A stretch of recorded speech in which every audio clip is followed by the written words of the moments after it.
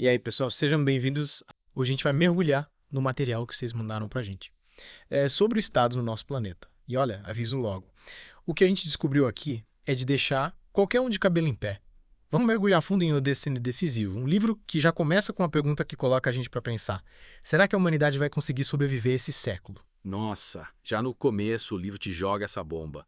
E logo de cara já dá pra sentir um senso de urgência, sabe? Eles usam uns termos fortes, tipo decisivo, ponto de inflexão. Parece até que a gente tá numa corrida contra o relógio. Pois é. A sensação que dá é que a gente ignorou todos os sinais de alerta e agora a conta chegou, né? Mas me explica uma coisa, por que essa década é tão crucial assim? O que a torna diferente de todas as outras? Eles argumentam que até, sei lá, pouco tempo atrás a gente tinha um leque enorme de opções para escolher, sabe? Para moldar o futuro. Só que agora o impacto da humanidade no planeta chegou num ponto crítico. Tipo, a gente está falando de 70 anos de emissões, poluição, desmatamento, tudo sem limites. Então, os sistemas da Terra estão respondendo à pressão que a gente está fazendo. Ah, entendi. Então, basicamente, o planeta tá dando um basta no nosso comportamento. Tipo assim, chega de festa, a casa tá caindo. É isso aí. As leis da física e da biologia estão começando a impor limites pra gente. E o livro não alivia não, viu? Eles mostram o estrago que a gente já causou. Detalha tudo sobre essa situação crítica que o planeta está vivendo, com várias crises interconectadas que uma vai piorando a outra. E por falar em detalhes, eles mencionam o desmatamento. É de arrepiar. Entre 1990 e 2020, a gente perdeu 178 milhões de hectares de floresta. Uma área, tipo, do tamanho da Líbia. É um número absurdo. E essa perda de floresta contribui para várias coisas, né? Mudanças climáticas, perda de biodiversidade, até para esses eventos climáticos extremos que estão cada vez mais frequentes. Está tudo interligado. Mas o livro não fica só mostrando o problema, certo? Ele também explora as causas. E aí coloca a culpa, em grande parte, nas costas da humanidade. Mas será que é tão simples assim? Não tem, sei lá, ciclos naturais que também contribuem para essas crises? Sim, o livro reconhece que existem ciclos naturais, mas ele defende que a atividade humana é o principal motor das crises. Tipo, os nossos padrões de consumo e produção, a dependência de combustíveis fósseis, a agricultura industrial em larga escala, o desmatamento. Tudo isso deixa uma marca enorme no planeta. Eles até citam exemplos específicos. O impacto ambiental do consumo de carne, por exemplo. A quantidade de recursos para produzir carne é muito maior do que para alimentos à base de plantas, sem falar nas emissões de gases de efeito estufa. A gente sabe que a agropecuária é um dos grandes vilões quando o assunto é emissão de gases, né? Mas mesmo que todo mundo virasse vegetariano amanhã, a gente ainda ia ter que lidar com as falhas sistêmicas, certo? Essa é a tragédia dos comuns que o livro menciona. Exatamente, não se trata só de escolhas individuais, mas dos sistemas que a gente criou. O livro critica o sistema de governança global atual, principalmente porque ele não consegue lidar com essas crises todas. A soberania nacional, por exemplo, muitas vezes impede a cooperação internacional em questões ambientais. Cada país preocupado com os próprios interesses, sem um mecanismo eficaz para garantir que todo mundo faça a sua parte. É tipo, cada um vai a sujeira pro quintal do vizinho e ninguém quer limpar a rua. Enquanto isso, a casa pega fogo, né? Perfeito. E já que você falou em fogo, o livro fala bastante sobre os pontos de inflexão no sistema climático. Você já tinha ouvido falar disso? Já, e confesso que é um dos pontos que mais me assustam. É basicamente um limite que, se a gente ultrapassar, pode desencadear mudanças abruptas e irreversíveis no clima. É como se a gente estivesse andando em um campo minado sem saber onde as bombas estão, sabe? E o pior é que os cientistas ainda não sabem dizer exatamente onde estão esses pontos e o quão perto a gente está de cruzá-los. O livro diz que provavelmente os riscos são subestimados e as consequências podem ser devastadoras. Lembra que eles falam do derretimento do permafrost no Ártico como um desses pontos de inflexão? Imagina, uma quantidade enorme de metano, um gás de efeito estufa muito mais potente que o CO2, sendo liberada na atmosfera. É assustador. Mas, me fala uma coisa, o livro deixa alguma esperança. O que ele propõe como soluções? Sim. O livro é realista em relação aos desafios, mas também dá um fiozinho de esperança. Ele defende uma ação imediata e radical. Uma mudança completa dos nossos sistemas, da energia, da alimentação, da economia, tudo. Eles mostram as soluções-chave, como a rápida descarbonização da economia global, a transição para fontes de energia renováveis e a redução drástica da nossa dependência dos combustíveis fósseis. Nossa, parece uma tarefa gigantesca. Mas eles também falam sobre transformar o sistema alimentar, certo? Reduzir o consumo de carne, promover práticas agrícolas mais sustentáveis e proteger os ecossistemas. Mas em tão pouco tempo, será que é viável mudar um sistema tão enraizado? O livro argumenta que a gente precisa agir em todas as frentes, com a urgência que a situação exige. Eles falam do potencial das soluções climáticas naturais, as chamadas NCS, que envolvem coisas como reflorestamento e manejo florestal sustentável. E qual o impacto real dessas soluções? Imagina resolver 1/3 do problema das emissões só pela forma como a gente cuida da Terra.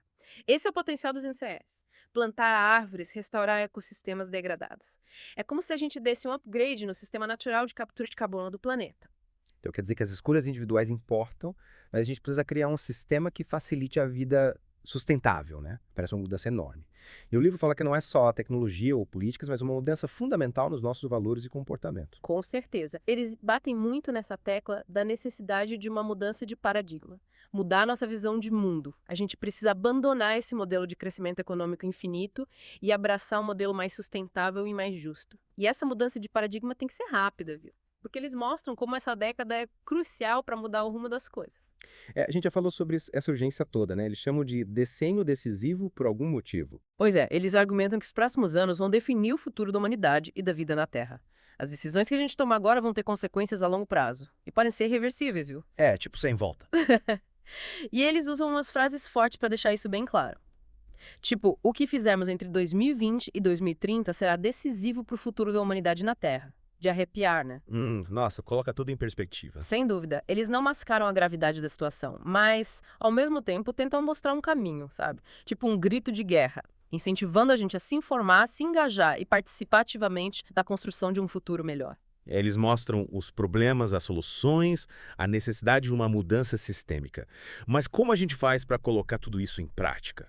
Como transformar um sistema global inteiro rumo à sustentabilidade? Me parece uma tarefa quase impossível. E é aí que entra a análise das falhas sistêmicas que a gente discutiu antes. O livro argumenta que não basta só ajustar o sistema atual, a gente precisa de uma transformação mais profunda, uma mudança radical. Tipo, começar do zero. Quase isso. Eles falam da necessidade de ir além do modelo tradicional de Estado-nação, sabe? Criar novas formas de governança global que sejam capazes de lidar com esses desafios planetários. Isso me parece um obstáculo enorme. Os países mal conseguem concordar em acordos comerciais. Imagina uma nova ordem global. Não vai ser fácil. Mas o livro defende que a alternativa é muito pior. Se a gente não encontrar um jeito de cooperar em escala global, as consequências das mudanças climáticas, da perda de biodiversidade, de todas essas crises, vão fazer os conflitos atuais parecerem fichinha. Caramba! É como se a gente estivesse diante de uma escolha. Ou a gente se une como comunidade global para enfrentar esses desafios, ou a gente corre o risco de desaparecer como espécie. É bem por aí. A era da complacência acabou. Tá, eles mostraram os problemas, as soluções potenciais, a necessidade de mudança sistêmica, mas e aí como a gente coloca essas soluções em prática? Como funcionaria essa transição energética, por exemplo? Então, eles dedicam boa parte do livro para explorar as ações e estratégias em vários setores. Na questão da energia, eles defendem uma mudança rápida dos combustíveis fósseis para as energias renováveis. Tipo solar e eólica. Isso, solar, eólica, geotérmica. Eles criticam a dependência dos combustíveis fósseis, sabe? Mesmo com todo mundo falando de energia limpa, os investimentos em petróleo, gás e carvão continuam aumentando. É como apagar fogo com gasolina, né? Exatamente. Eles argumentam que a gente não só precisa investir pesado em energia renovável, como também precisa eliminar os subsídios aos combustíveis fósseis. E tirar os investimentos das empresas que contribuem para essa crise climática. Faz sentido. E eles conectam essa transição energética com a economia, né? Falando da necessidade de mudar o paradigma do crescimento econômico infinito e adotar um modelo mais circular, mais sustentável. Mas como conciliar crescimento com sustentabilidade? Eles argumentam que o modelo atual, baseado na extração, consumo e descarte, não tem futuro. A gente precisa de uma economia que seja regenerativa, que priorize o bem-estar das pessoas e do planeta e não o lucro a qualquer custo. E o sistema alimentar, eles falam sobre isso. Sim, bastante. Eles criticam o impacto da agricultura industrial, principalmente a dependência de monoculturas, agrotóxicos e fertilizantes químicos, e defendem uma mudança para práticas agroecológicas que promovam a biodiversidade e a saúde do solo. Eles falam sobre reduzir o desperdício de alimentos, apoiar pequenos agricultores, fortalecer sistemas alimentares locais, repensar na nossa relação com a comida. Mas será que só isso seria suficiente? O livro vai além das questões ambientais. Ele mostra a conexão entre as crises ambientais com as questões sociais. Eles argumentam que a gente não consegue ter um futuro sustentável sem justiça social, sem garantir que todo mundo tenha acesso a uma vida digna. É verdade, né? Não adianta salvar o planeta se a gente deixar metade da população para trás. Exatamente. E para ilustrar isso, eles usam um conceito bem interessante. a política de sobrevivência. Lembro dessa parte. Achei bem complexa, mas me fez pensar nas questões éticas e filosóficas por trás da sustentabilidade. Mas como eles explicam essa tal política de sobrevivência? Eles argumentam que a gente precisa ir além das ideologias e das estruturas políticas tradicionais. A gente precisa desenvolver uma nova forma de fazer política. Uma política que coloque a sobrevivência e o bem-estar de todos os seres vivos no centro das atenções. Nossa, que interessante.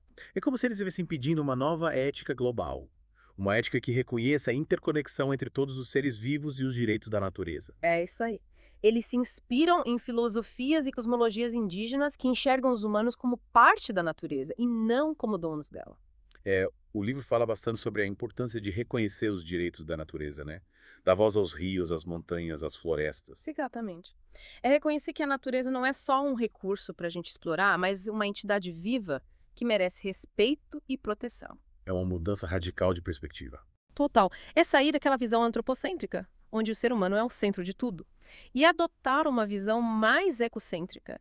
Reconhecer a interconexão de todos os seres vivos e buscar o equilíbrio dos ecossistemas. E como essa mudança de perspectiva se conecta com a política de sobrevivência? A política de sobrevivência não se resume a mudanças políticas ou tecnológicas. Ela exige uma mudança profunda nos nossos valores, na nossa visão de mundo.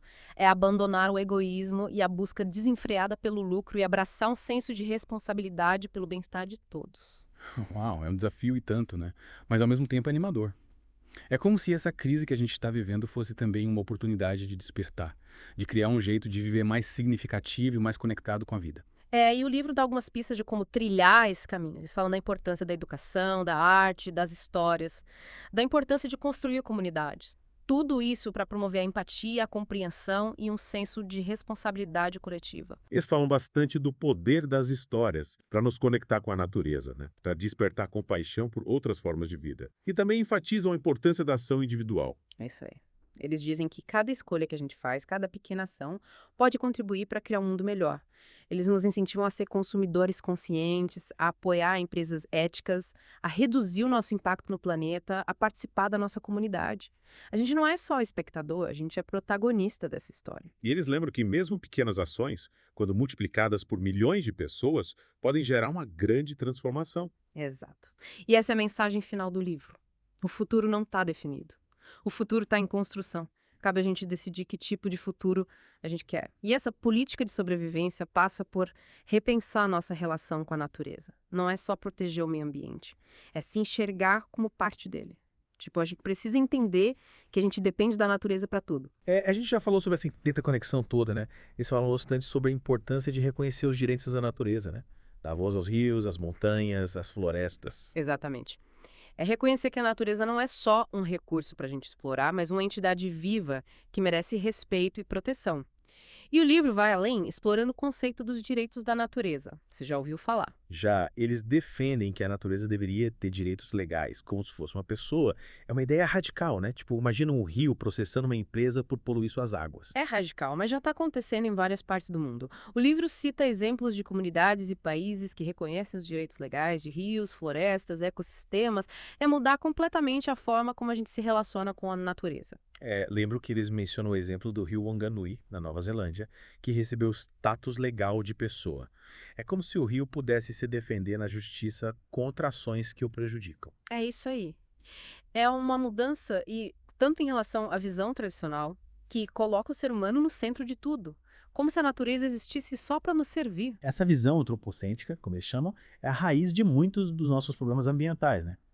O livro sugere que a gente precisa desenvolver uma perspectiva mais ecocêntrica, reconhecer a interconexão de todos os seres vivos e a necessidade de equilíbrio nos ecossistemas. É como se a gente precisasse se reconectar com a natureza num nível mais profundo, reconhecer o nosso lugar dentro dela e não acima dela.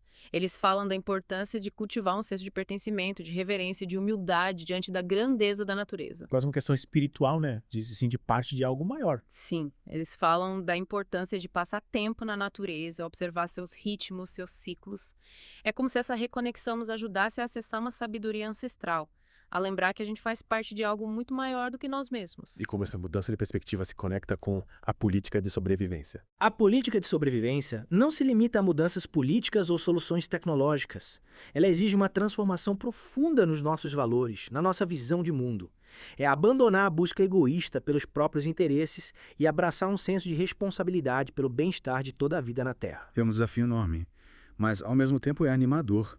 É como se a crise que estamos enfrentando fosse também uma oportunidade para um despertar, uma chance de nos reconectarmos com a nossa humanidade e criarmos um modo de vida mais significativo e gratificante. E o livro dá algumas pistas de como trilhar esse caminho. Eles falam da importância da educação, da arte, da narrativa, da construção de comunidades, ferramentas para promover empatia, compreensão e um senso de responsabilidade compartilhada. Eles falam bastante do poder das histórias para nos conectar com a natureza, né? Para despertar a nossa compaixão por outras formas de vida. E também enfatizam a importância da ação individual, mesmo diante desses desafios sistêmicos gigantescos. Cada escolha que a gente faz, cada ação que a gente toma pode contribuir para criar um mundo mais sustentável e mais justo. Eles encorajam a gente a se tornar consumidores conscientes, a apoiar empresas que operam de forma ética, a reduzir o nosso impacto no planeta, a se envolver na comunidade, a participar dos processos políticos. É lembrar que a gente nem é só espectador, a gente é protagonista dessa história. E eles lembram que mesmo pequenas ações, quando multiplicadas por milhões de pessoas, podem gerar um efeito cascata, capaz de levar a uma transformação real. Exatamente. E essa é a mensagem final que o livro deixa. O futuro não está predeterminado. O futuro está em nossas mãos. Cabe a cada um de nós decidir que tipo de futuro queremos construir. E para você que nos acompanhou nessa imersão em O Decênio Decisivo, fica o convite para continuar essa reflexão. O que mais te impactou? O que te motivou? O que você vai levar para a sua vida, para navegar por essa década que pode definir o futuro da humanidade? E o mais importante, haja! O futuro é construído a cada passo que a gente dá, a cada escolha que a gente faz. Vamos juntos construir um futuro onde a vida possa prosperar.